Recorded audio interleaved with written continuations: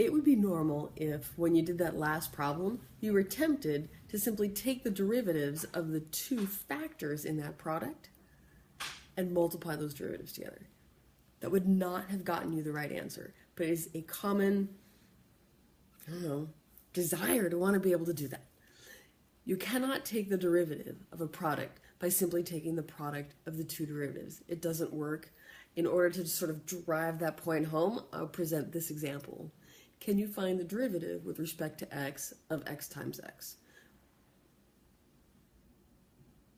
So we know that x times x equals x squared, so that's the same as asking you to take the derivative with respect to x of x squared.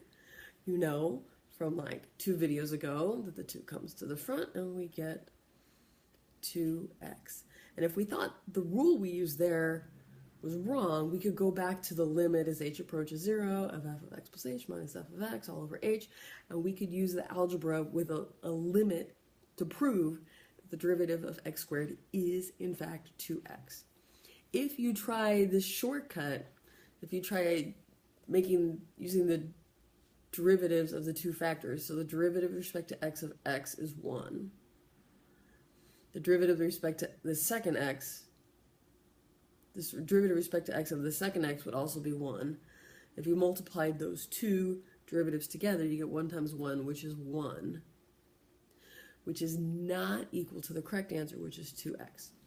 So you will be tempted in the future to take a derivative of a product by simply multiplying the two derivatives. It doesn't work. If you want to take the derivative of a product, you must use, we call it the product rule, and it looks like this. If you want to take the derivative of two functions multiplied together, the result, the actual correct derivative, is 2 times, the actual correct derivative is the first function times the derivative of the second plus the second function times the derivative of the first. So you can see there's a couple ways to think about that. This notation, the derivative with respect to x of u times v is uv prime plus vu prime. That's a good way to remember it. Some people say the first times the derivative of the second plus the second times the derivative of the first. If you want a rule to remember, it's going to be one of those that you're going to want to put into your mind and remember very carefully, because you will be tempted. But if you want to take the derivative of a product, you have to use this format to compute that derivative. Or you can go back to the limit expression. This is better. So this next example on your page, I'm going to recommend that just this one time, we're going to do this same problem in 2 different ways, just to demonstrate to ourselves that we get the right answer. We know how to take the derivative of a product now, but we did a problem similar to this about 5 video minutes ago by simplifying this expression using double distribution to multiply out this binomial times a binomial to get a sum and a difference. In this case, it's going to be a sum that we could take the derivative of. So let's do that first, and then we're going to practice our new rule, the product rule, and see if we get the same answer. So if I want to take the derivative with respect to x of x squared plus 3 times 2x cubed plus 5x, I'm going to do 4 multiplications. I get this new expression, this quadnomial, a polynomial with 4 terms. Now I'm going to take the derivative of these 4 terms and add them together. I get, I combine like terms there. Now I'm going to take the derivative and I get, the 5 comes to the front, to multiply the 2 to make 10x to the 4th plus 33x squared plus 15. So it wasn't too painful, but you did have to multiply that polynomial out. We want to know how to do the same problem using the product rule.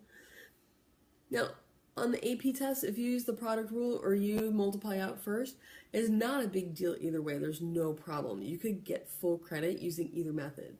But there are going to be other functions, products of functions, where we won't be able to multiply out and simplify. So we do have to learn the product rule. Somebody asked me that very good question today. So we're practicing here in a case where we could get the answer using 2 different methods, but we're going to have to know the product rule for those future cases when we won't be able to simplify the expression. So we're going to take this derivative or second way. So the product rule says I can multiply the first function, which was x cubed plus 3, times the derivative of the second. Well, the second function, the part that comes after that sort of invisible multiplication dot, is 2x cubed plus 5x. How can I find the derivative of that? Well, I bring the 3 down to multiply the 2 to make 6. So 6x squared plus 5. So that's the expression you see here.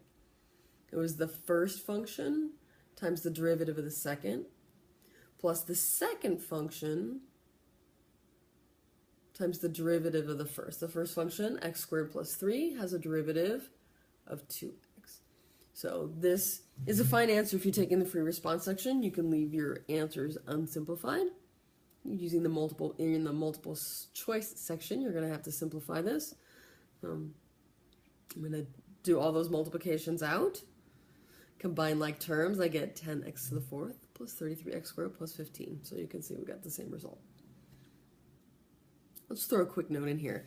That's good math. If you can do the same problem 2 different ways and you get the same answer, that's what mathematicians do. They want to know that whatever method they tried, they could do the same problem using a different method and get the same answer. It helps you check your work. On the AP test, you only have to do one or the other, but it's good to know both so that you can practice checking your work. So here's an example to do. We're going to find the derivative of this function, which I have called y. Remember, we know how to find derivatives of products now. So I'm going to think of this factor as the first, and this factor is the second. So I'm going to find y prime by computing the first times the derivative of the second plus the second times the derivative of the first. So I'm going to write y prime is going to equal, before I do this, let me just rewrite y in a slightly more convenient format. You might not have to do this, but this first time through, you might find it convenient. I'm going to think of this as 3 plus 2 times x to the 1/2. Oops, that's a 1/2 exponent. Remember, I know the power rule, so I know how to take derivatives of functions that look like x raised to an exponent. So now that I've rewritten that as x to the 1/2, this might be easier. This is 5x cubed minus 7. So now I'm going to write my derivative. Y prime is going to be the first times, so first 2x to the 1/2 times the derivative of the second. Well, what was the second? 5x cubed minus 7. That derivative is 15x squared. That's the 3 coming down to multiply the 5 that was in front. The new exponent is 1 less. Plus the second, so 5x cubed minus 7, times the derivative of the first. So this part is maybe a little bit trickier. I had the 2 that was there to multiply. The 1/2 is going to come down to multiply. That was the old exponent. My new exponent is going to be 1 less than the old exponent. 1/2 take away 1, negative 1/2.